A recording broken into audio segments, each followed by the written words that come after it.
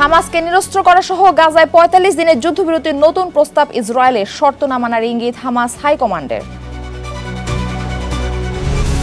চীন যুক্তরাষ্ট্র পাল্টাপাল্টি শুল্ক আরোপে ক্ষুব্ধ খোদ মার্কিন অর্থনীতিবিদরাই, বিশ্বে মন্দার চেয়েও খারাপ পরিস্থিতি সৃষ্টির আশঙ্কা।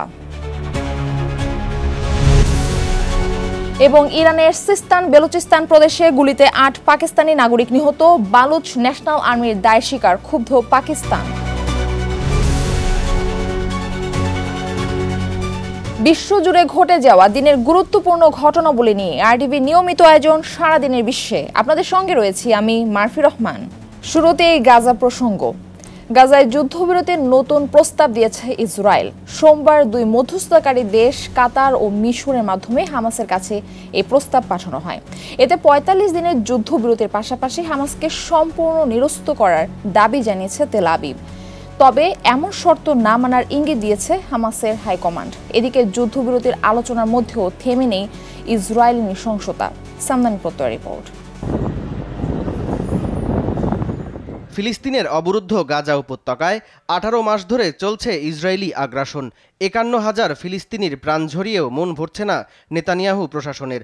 গেল ১৯ জানুয়ারি গাজায় যুদ্ধবিরতিতে সম্মত হলেও নানা অজুহাতে চুক্তি ভেঙে পুনরায় হামলা শুরু করে ইসরায়েল।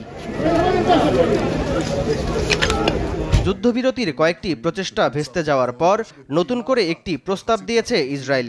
মধ্যস্থতাকারী দুদেশ মিশর ও কাতারের মাধ্যমে পাঠানো ইসরায়েলের নতুন প্রস্তাবে হামাসের কাছে জিম্মি ১১ জনের মুক্তি, ৪৫ দিনের যুদ্ধবিরতি সহ হামাসকে সম্পূর্ণ নিরস্ত্র করার কথা বলা হয়েছে। হামাস অস্ত্র সমর্পণ করলেই যুদ্ধবিরতির পরবর্তী আলোচনা শুরু করতে চায় তেল আবিব। প্রস্তাবটি হাতে পাওয়ার পর এ নিয়ে যত দ্রুত সম্ভব পর্যালোচনা করা হবে বলে জানিয়েছে ফিলিস্তিনের স্বাধীনতাকামী গোষ্ঠী হামাস। তবে আল জাজিরাকে এক সাক্ষাৎকারে প্রথমবারের মতো দেওয়া নিরস্ত্র করার শর্ত না মানারই ইঙ্গিত দিয়েছে হামাস হাইকমান্ড। আত্মসমর্পণ কোনো ভালো বিকল্প নয়। আমরা আমাদের জনগণের ইচ্ছে শক্তিকে ভেঙে দিতে পারি না। যতক্ষণ দখলদারিত্ব থাকবে ততক্ষণ প্রতিরোধ অব্যাহত থাকবে। গাজা উপত্যকায় থেমে নেই ইসরায়েলি হামলা। সবশেষ ২৪ ঘন্টায় উপত্যকাটির বিভিন্ন প্রান্তে হামলায় নিহত হয়েছে কমপক্ষে ৩৯ ফিলিস্তিনি। দ্বিতীয় দফায় হামলা শুরুর পর থেকে উপত্যকাটিতে মোট নিহতের সংখ্যা ১৬০০ ছাড়িয়ে গেছে। সামদানি প্রত্যয়, আরটিভি। এবার অন্যান্য সংবাদ। চীন যুক্তরাষ্ট্র পাল্টাপাল্টি শুল্ক আরোপে লড়াই যেন থামছেই না। কখনো যুক্তরাষ্ট্র চীনের পণ্যের উপর বাড়তি শুল্ক আরোপ করছে, আবার কখনো পাল্টা পদক্ষেপ নিচ্ছে চীন। যুক্তরাষ্ট্রের অর্থনীতিবিদরা বলছেন, শুল্ক নীতি নিয়ে ডোনাল্ড ট্রাম্পের বারংবার সিদ্ধান্ত পরিবর্তন বিশ্ব অর্থনীতিতে মন্দার চেয়েও খারাপ পরিস্থিতি বয়ে আনবে। বিস্তারিত অর্ণব প্রসাদের রিপোর্টে। দ্বিতীয় মেয়াদে ক্ষমতার মসনদে বসেই যুক্তরাষ্ট্রের প্রেসিডেন্ট ডোনাল্ড ট্রাম্প যে বেপরোয়া গতিতে এগিয়ে চলছেন তা তোলপাড় করছে বিশ্ব রাজনীতি, অর্থনীতি সহ সবকিছুই। যুক্তরাষ্ট্রের শুল্ক নীতি নিয়ে তার বারবার সিদ্ধান্ত পরিবর্তন বাধাগ্রস্ত করছে দেশটির ব্যবসা পরিচালনার স্বাভাবিক গতিকে। ট্রাম্প এখন তার নিজ দেশের মানুষের কাছে গলার কাটা। মার্কিন বিশ্লেষকদের ধারণা, শুল্ক নিয়ে তিনি কোনো স্থায়ী সিদ্ধান্তে আসতে না পারলে তা শুধু যুক্তরাষ্ট্রের অর্থনীতিকেই নয়, ক্ষতিগ্রস্ত করবে বিশ্ব অর্থনীতিকেও। তবে বিশ্লেষকদের এসব শঙ্কা আমলেই নিচ্ছেন না ট্রাম্প। গেল শুক্রবার যুক্তরাষ্ট্রের বাজারে আমদানি করা চীনের ইলেকট্রনিক্স পণ্যের ওপর থেকে বাড়তি আমদানি শুল্ক তুলে নেন তিনি। কিন্তু রোববার ফের মত পাল্টে আগামী সপ্তাহ থেকে সেমিকন্ডাক্টরের ওপর নতুন করে শুল্ক আরোপের ঘোষণা দেন ডোনাল্ড ট্রাম্প।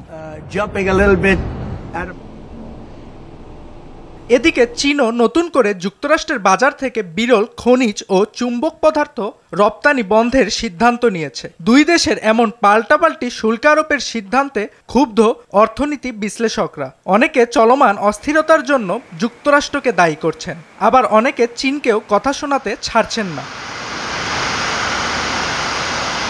শুল্ক নিয়ে ট্রাম্পের এই দোলাচলে থাকাকে আশঙ্কাজনক বলে মনে করছেন যুক্তরাষ্ট্রের বিনিয়োগ ব্যবস্থাপনা প্রতিষ্ঠান ব্রিজওয়াটার অ্যাসোসিয়েটের প্রধান বিনিয়োগ কর্মকর্তা রে ডালিও। তিনি জানান, শুল্ক নীতি নিয়ে ট্রাম্প সঠিক সিদ্ধান্ত না নিলে মন্দার চেয়েও খারাপ কিছু ঘটতে পারে। অন্যদিকে বাজার গবেষণা প্রতিষ্ঠান নর্থম্যান ট্রেডারের প্রতিষ্ঠাতা ও বাজার বিশ্লেষক সেন হেনরিচ ট্রাম্পের শুল্ক নীতির কড়া সমালোচনা করে বলেন, প্রশাসনকে একটা স্থায়ী সিদ্ধান্তে আসতে হবে। তারা আসলে কি বলতে চায় সেটাও ঠিক করতে হবে।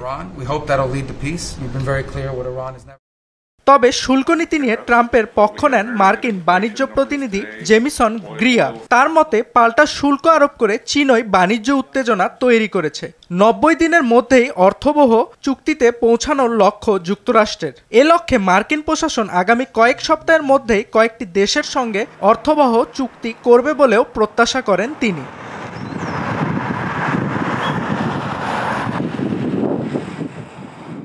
অর্ণব প্রসাদ, RTV।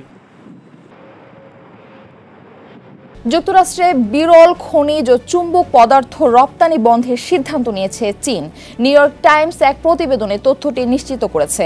এই কারণে ইতিমধ্যে বিভিন্ন বন্দরে চুম্বকের চালান পাঠানো বন্ধ করে দিয়েছে চীন প্রশাসন। ফলে পশ্চিমা বিশ্বে অস্ত্র, ইলেকট্রনিক্স ও বিভিন্ন ধরনের ভোগ্যপণ্য তৈরিতে ব্যবহৃত খনিজ পদার্থের সরবরাহ কমে গেছে। চীনের এই সিদ্ধান্ত শুধু যুক্তরাষ্ট্র নয়, বিশ্বজুড়ে অটো নির্মাতা প্রতিষ্ঠান, অ্যারোস্পেস নির্মাতা ও সেমিকন্ডাক্টর কোম্পানিগুলোকে হুমকির মুখে ফেলবে বলে ধারণা করছে বিশ্লেষকরা।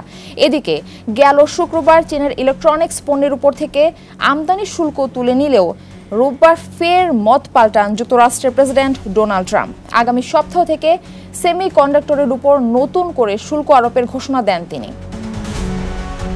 যুক্তরাষ্ট্রের প্রেসিডেন্ট ডোনাল্ড ট্রাম্পের নির্দেশ অমান্য করায় হার্ভার্ড বিশ্ববিদ্যালয় $230 কোটি অনুদান স্থগিত করেছে হোয়াইট হাউস। অনুদান ছাড়াও বিশ্ববিদ্যালয়টির সঙ্গে থাকা আরও $6 কোটি চুক্তিও স্থগিত করা হয়েছে। সংবাদ মাধ্যম গার্ডিয়ান তথ্যটি নিশ্চিত করেছে। গেল শুক্রবার এক চিঠিতে বিশ্ববিদ্যালয়টিকে ব্যাপক সংস্কার কার্যকর করার নির্দেশ দেয় ট্রাম্প প্রশাসন। এর মধ্যে মেধাভিত্তিক ভর্তি প্রক্রিয়া চালু করা, কোনো ধরনের বেআইনি কার্যক্রমে শিক্ষার্থীদের যুক্ত না হওয়া এবং ক্যাম্পাসে মাস্কের ব্যবহার নিষিদ্ধ করার কথা বলা হয়েছে। এছাড়াও ট্রাম্প প্রশাসন ইহুদি বিদ্বেষ মোকাবেলার লক্ষ্যে 10টি দাবির কথাও জানিয়েছেন। তবে ট্রাম্প প্রশাসনের দাবিগুলো হার্ভার্ড কর্তৃপক্ষ মানবে না বলে হোয়াইট হাউসকে চিঠি পাঠান প্রতিষ্ঠানটির আইনজীবীরা।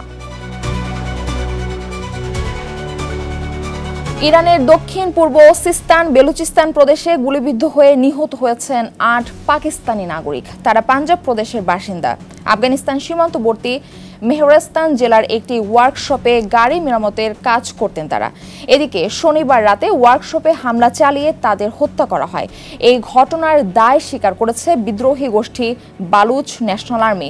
তারা জানায়, বেলুচিস্তানের অর্থনৈতিক ও রাজনৈতিক পরিসরে পাঞ্জাবের আধিপত্যের প্রতিবাদে এই হামলা চালানো হয়।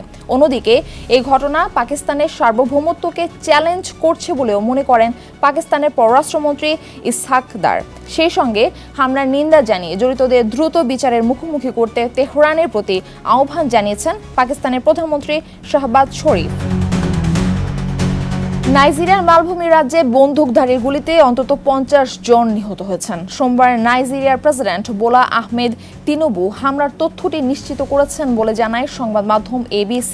গেল রোববার দেশটির স্থানীয় সময় রাতে জিকে ও কিমাকপা গ্রামে এই হামলা চালানো হয়। গ্রাম দুটির বাসিন্দাদের দাবি, একজন মুসলিম ফুলানি রাখাল বন্দুক হাতে খ্রিস্টান সম্প্রদায়ের কৃষকদের উপর এই হামলা চালায়। নাইজেরিয়ার এই অঞ্চলটিতে মুসলিম ফুলানি রাখাল ও খ্রিস্টান কৃষকদের মধ্যে জমি নিয়ে দীর্ঘদিন ধরে বিরোধ চলছে, যা প্রায় সহিংসতায় রূপ নেয়। এদিকে হামলার ঘটনায় শোক জানিয়েছেন প্রেসিডেন্ট বোলা আহমেদ তিনুবু। তিনি নিহতদের পরিবারের প্রতি সমবেদনা জানানোর পাশাপাশি ঘটনার কারণ উদ্ঘাটনের নির্দেশ দিয়েছেন।